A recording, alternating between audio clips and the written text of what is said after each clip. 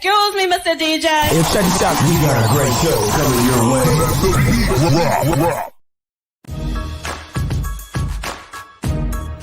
From the ECSI Sports Studios, it's the Midday Market Report with Jeff Dawson.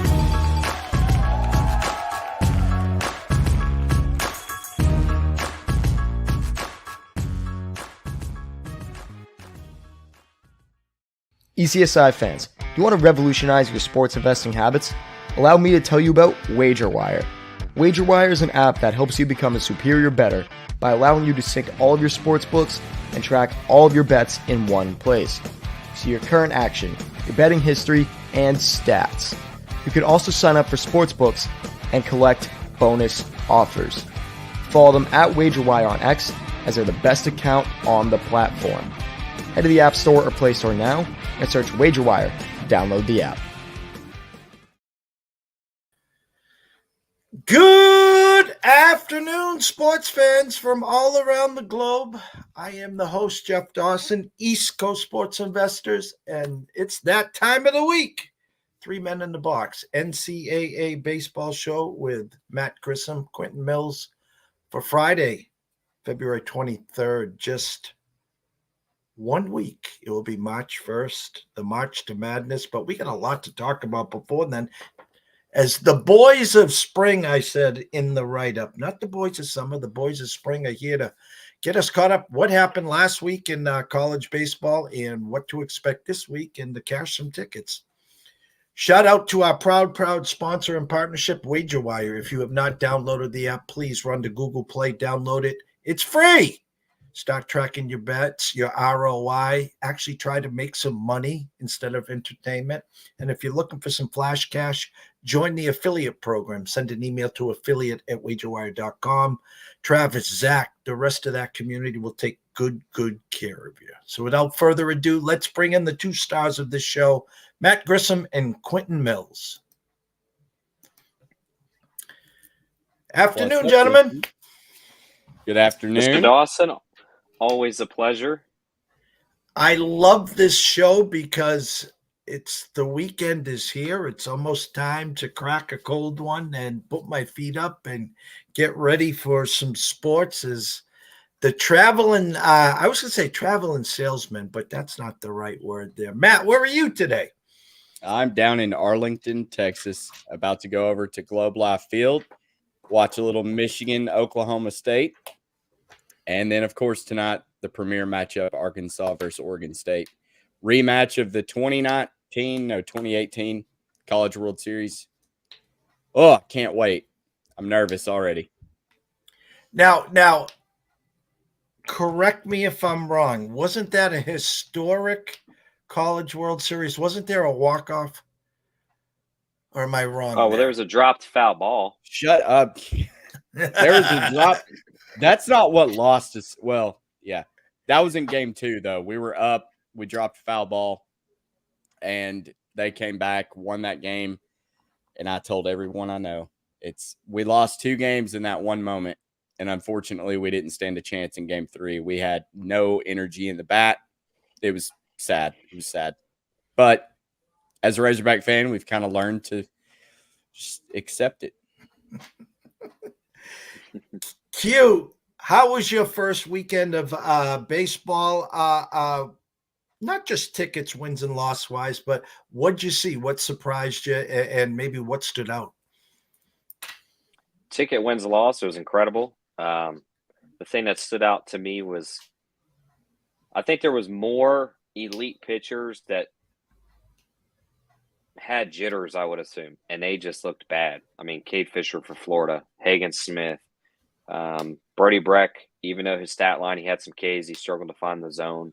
There's Peyton Tolley, one of the best two-way players in the country. Same thing. There was a lot of talented guys that you just were like, wow, didn't know that was possible for you to be bad. I get it. It's a sport. You play on the diamond. The other teams, credit to them, but there's just certain guys, they're just automatic, and it kind of humbles you. You kind of lean on them. You take them for granted that they are, in fact, allowed to have a bad day. Doesn't mean they're the worst person in the world, but, it's just different. You're not used to seeing that. I think they bounced back, though. I think last week was the shock of jitters. And this week, I think we'll find that the theme is bounce back. You know, it's kind of funny. I'm following everyone's timelines in the college baseball world, and it's the first weekend. And I won't mention any names. I'll just give out initials, JTV, and the powerhouse teams that were struggling, the pitchers that were expecting, Pedro Martinez, like outings weren't there. And it's like, I get it, the frustration that we wear our heart on the sleeve, the expectations, but it's almost like, whoa, pump the brakes here. It's the first weekend. It's the first start. Matt, what'd you see? I was really high on Northeastern, UC Santa Barbara. They both dropped their series. That was kind of the biggest shock to me outside of Hagen Smith just getting absolutely blown up by James Madison. Overall, I feel like there's a case to be made for some overreactions. I don't think LSU is very good. From what I saw, they kind of struggled to beat UCA and VMI. Vanderbilt looks terrible, more of the same, lack of offense. Pitching is decent, but with Tennessee, it's going to be tough. TCU, they kind of struggled to beat Florida Gulf Coast. We're down in all 3 games, had to fight back and win. So, I mean, it's still early. We're still gathering a lot of data, but I think we're going to have a lot more parity this season in college baseball in general. So I wouldn't be betting any of the favorites right now to win it all. I think you can probably wait and get a better number later on in the season because I think everybody's going to lose a series. It's going to have you scratching your head. We're into week 2. I mean, I've seen some numbers obviously up on Wager Talk. We use DraftKings a lot. I talked to you guys behind the stage, the ECSI VIPs. We released Arkansas. There you go, Matt. There's your squad right there as the national champs. It's as low as 950 right now at Circa. You can get it at maybe a little higher at a couple other shots. Matt, if I tell you after the first weekend, what'd you see with Arkansas? Resiliency. I think that was the biggest thing. Hagen Smith struggled. Will McIntyre came in. He is your rubber arm guy that's going to go out and get it done. He had great stuff. Brady Tigert looked good. Mason Molina looked good early and then walked a couple batters and then gave up. But they fought back. And I think winning that game 4 was big because, one, you don't want to split a series with James Madison in Fayetteville 2-2. It was really cold. We were just happy to get out of there with 3-1. But the way that team fights back, I thought they showed a lot of heart. They have the pieces, and when they all start clicking together like all Dave Van Horn teams do, it's going to be a very dangerous team. They've got depth in pitching for days. And Quentin, what'd you see from Florida? Nerves. Well, nerves in one game. I think Cade Fisher sliding from, a spot starter last year, big relief appearances in the playoffs to going to the Friday night. It's different. I mean, he's only a sophomore. People don't realize that. And he's a true sophomore. He's a young kid. I think he bounces back really well today. Florida got rained out their next 2 games, so they didn't play until Tuesday, Wednesday. But I saw a team that was focused. Sometimes these teams tend to slip against their midweeks because they kind of look ahead. But I thought Florida did a really good job of staying in the moment and really focusing on North Florida. And we've talked about it before. Your mid-majors in the state of Florida, state of Texas, state of California, they're better than some of these D1 teams that we consider powerhouses. They breed different mid-majors than somebody in Virginia and Wisconsin and places like that. It's just a different mentality. And then I saw Liam Peterson, supposed to be one of the best freshmen in the league. He pitched flawless. I mean, Cade his first 3 guys, just incredible accuracy, movement on his pitches, good velocity, just seemed unfazed. He had an error, loaded the bases up with an error and walk. And it was like he had no runners on. It didn't even faze him. And that was really refreshing to see. I think he's going to do big things on the weekend. Last year, I'm trying to think of some of the oddballs, the Camels or whatever they're called. the smaller schools. I'm not even going to say like Coastal Carolina, the ones with the long odds. It's week one. Quentin, after week one, is there a Campbell Camel? Is there an obscure team or two that, for pizza and beer or a $10 spot worth the swing right now? If UC San Diego was eligible, which they're not, I would say them. They're not eligible because they just transferred from or transitioned from a D2 to a D1. They've got to change that rule. I'm fine with 1 year ineligibility, but 2 is just too much. They're a far superior program for that. I think you could say Campbell is kind of Campbell of last year. I mean, they've definitely exceeded expectations. They went and they beat a tough ECU team in a tough battle Wednesday night or Tuesday night, and while I was at home, a lot of people were on ECU and they showed that, they are pretty legit. So I'm not saying Campbell is going to win you a national title by any means, but if I had to say the team that maybe was most surprising on the mid-major level that's eligible would probably be them. And it's funny because when we're trying to build them the portfolio, like my college basketball portfolio, I got a UConn, I got a Purdue, I got a Kentucky at 18-19-1. I think I got an Auburn at like 15-1. Always shopping to add to that portfolio because when the dance starts, get through the first weekend and then you're the Sweet 16 and Elite 8, there's always hedge opportunities. As you said, Campbell and some of the smaller schools, we're not saying that they're going to win the title, okay? But if you can ever get lined up correctly and get them to Omaha, well, then, it's game on. And Matt, are there any teams after week one that you looked at that you might be interested in, sprinkling a little beer and pizza money on? I like Coastal Carolina, what they have. Their offense can hit with anybody. Pitching is kind of their question mark, but they may have answered a lot of those questions. I like them 90-1. It's a long shot. I think that's the most comfortable long shot that I'd be willing to bet. 18-1 on Oregon State. I said it on VSiN. I think that number is going to drop. And something new we're going to start doing every Monday, we're doing a recap show where I'm going to give you the current odds of the week versus what they were in the preseason, just so we can monitor it. We've talked before how volatile this college baseball market is. $100 bet at Circa, I know for a fact, took Clemson 40-1 down to 35-1. And, Circa brings in a lot of money. $100 bet shouldn't be moving a line like that, but it does because there's just a lack of players. So Clemson at 28-1 now, you kind of look back and think, well, you could have had them 35, 40-1. Just wait if you like them. Alabama is another team. They're down to 35-1. Their pitching staff is elite, but we'll see. But just wait till the SEC gauntlet comes along. They're going to drop a series or two, and those odds are going to shift. So just wait. Try to pinpoint ones that are going to just go down and bet those now. But, I mean, I think Oregon State, maybe TCU are the only two that may go down. But I think Duke. Yeah, Duke. You hit Duke last week, didn't you? Yeah, I mean, I think they're – as long as they can stay healthy, and that's the biggest thing with the team, they answered their bats. I mean, they just can – they're better than last year. I mean, they are far more superior of an offense to this point than last year.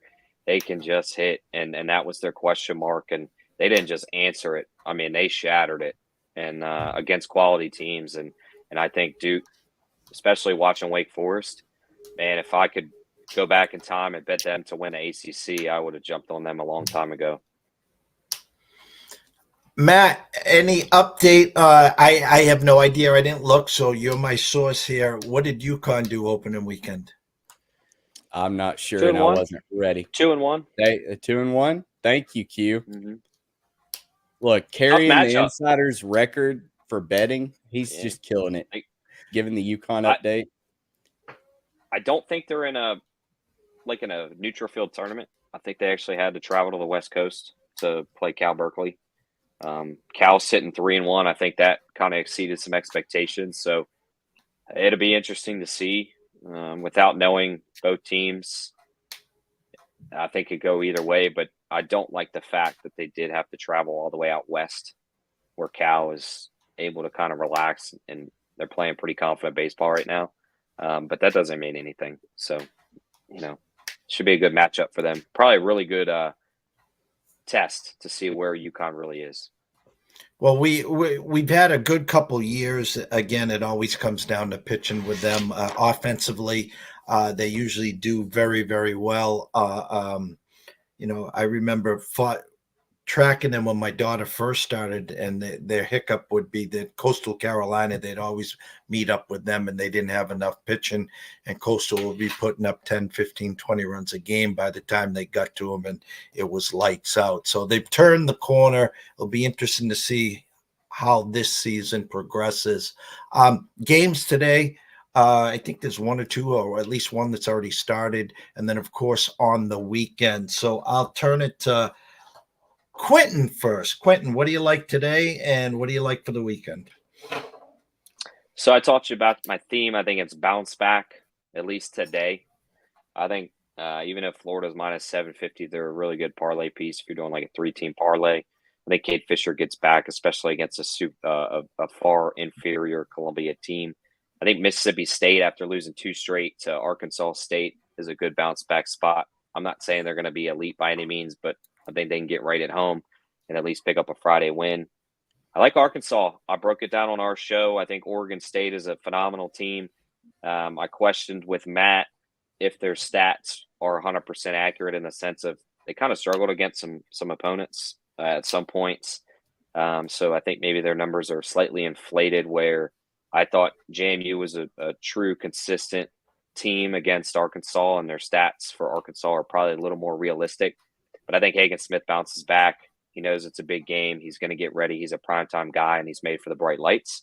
I think Indiana, Reesdorf against a Baylor team that has actually played considerably better than I thought, but I think he's just too powerful for them. I think the lineup that Indiana brings can outslug in 9 innings against Baylor. TCU, UCLA's got 2 guys offensively, Gorson and Schreier. Outside of that, you could probably insert Matt and I, and we'd be semi-okay in that lineup. Luke Jewett, what do we see from him? I mean, he's going against one of the top offenses in the country.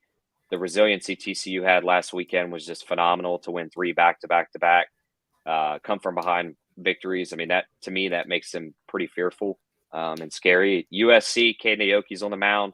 They're 0-4. I don't think they go 0-5. I think he bounces back against Portland, whose offense is pretty anemic. Even though USC's is as well, I think they can score enough to get the job done. And then I actually like the under in that game as well. You got 2 anemic offenses. I think Aoki can shut down Portland, and it's under 12. And I don't think USC is going to hang 10 themselves. Mr. Grissom, your time. So starts in just a minute. Wichita State plus 3.5 on the run line versus Virginia. I like the kid pitching for Wichita State. His name is, Caden Favors. He's got a 1.99 Sierra. Got touched up. He's got a 6.35 ERA, but under the hood, he looked good. He's going to go against Evan Blanco for Virginia, who's got a 2.87 Sierra. I feel like Wichita State can play this close, and I think the plus 3.5 on the run line is just too many. Our projections actually have Wichita State winning this game, 7 runs to 6.7 runs. So we'll see. We're still working out the kinks on that just to try to track it and monitor it. You can follow it all on NCAAInsiders on X, and I just posted all those previews, so go check them out. Outside of that, Q kind of talked me into Arkansas. I think you can't go wrong. Arkansas money line. Damn it. Oregon State plus 1.5. I bet them both. I just took Oregon State plus 1.5 minus 145. I think this is a very close game. Going back to the projections, we've got Oregon State winning 7-6. I think Hagen Smith really proves himself and plays well. And then staying here in Arlington at the 3 o'clock slot, Oklahoma State and Michigan.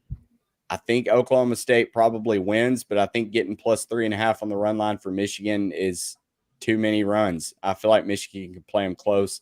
What we saw out of Oklahoma State last week against Sam Houston State, they didn't look very impressive. Pitching is a concern. So I like Michigan to keep that one tight, too, in this big league ballpark. Jolie Odds just said tailing Wichita. How's weather been so far? I mean, I know I'm still staring at snow here back on sunny Cape Cod. It's getting a little warmer here, but down south, any rain problems, lightning, or out west, anything like that? We are sunny and 71 degrees. It is beautiful. Cute. Overcast with a slight drizzle. It's a little chilly here in Virginia. So this is week 2. How many weeks till we get to conference play? I think it opens up like March 2. 15th. Okay. Yeah, I think 2 weeks roughly. The third week would then be, I guess you could say, opening conference weekend. That's when you're going to see the stats, to be honest. So the next couple weeks, the coaches, managers, just trying to see what they actually have. I mean, obviously the kids have been playing, in the fall, they've been getting ready for, the start of the season, but, it still takes time to formulate. Hey, I have Matt penciled in at second, but our shortstop's banged up and I'm going to move Matt to second. I was going to have him bat third, but he's struggling right now. We're going to move him down to seventh. Just all that normal stuff that the MLB's doing right now in spring training, correct? Yeah, everybody's still trying to figure everybody else out. Pitching rotations are going to change a lot. So just like Evan Blanco getting the start today instead of not Jay Woolfolk, but Jack O'Connor, that was kind of surprising. But at the end of the day, they're going to move around people to fit the teams that they're matched up against. So just monitor it as closely as you can. Shout out to Mr. Jolly Odd. Shout out to Mr. Berry Spotlight. A good show. Big following as usual. The crawler's been going the whole time. You can follow Matt at Grissom on X, at NCAAInsiders, Quentin Mills, at Q Millie, 3 L's, 2 Y's. Also at NCAAInsiders. Shout out to Smitty as well. Closing, I always throw you guys, I got the fungal bat and I just hit that little soft little bleeder to use. So Q, start it off. Tell them where they can find all you guys' work. Yeah, at NCAAInsiders on X, at QMillie, 3 L's, 2 Y's. Grissom will cover his. And at our NCAAInsiders.com, that's where all of our bet tracker updated picks are. You can see win-loss. You can track our record. We don't hide our losses. You could see it. We're pretty up to date. I post all my plays. I post my record with it, whether it hits or not. Look, just stay with us. It's a long season. I'm up 10.5 units. Matt might be below me, but in 3 weeks, Matt might be ahead of me. And you can't do anything but tip your cap. It's hard to cap 18, 19, 20-year-old kids. I mean, they're college kids. They're not adults. And when there's metal bats in play, nobody's ever a lock to win a game or to finish a game. So, if you see me tweeting crazy, I know the game. I'm a jinx guy, and I swear it works by heart. So I'm not losing my mind. I probably don't think that team sucks, but they do in the 7th inning when they're down. So we got a lot of stuff coming. Matt the king of the reverse jinx. Nobody like Q Millie to throw a team under the bus going down 1 run. It's like, fold it up, go home. You lost. I won a lot of bets. And then lo and behold, they'll win 11-1. Yep. Matt, where can they find you? At Grissom on X. Go follow. Enjoy the show. It's great as always. The weekend's here. You got 2 games ahead of you. Wishing you nothing but the best there. Make sure you put out a lot of pictures on Twitter so us guys staring at snow at least can feel like spring is coming. Q, great weekend ahead of you. Keep up the great work. Loud and proud with that record. An amazing start to the season. Let's keep it up there. Everyone that's been watching, we can't thank you guys enough. If you haven't already, jump on over to YouTube to East Coast Sports Investors. Subscribe. It's free. Make sure you're following Q Millie, Matt Grissom, and, of course, the NCAA Insiders.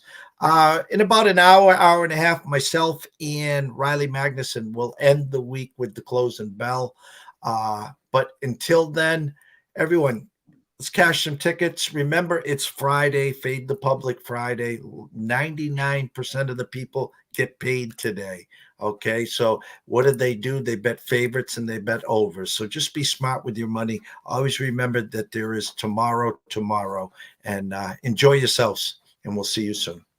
Thanks, Jeff. Thank you, Thanks, guys. Jeff.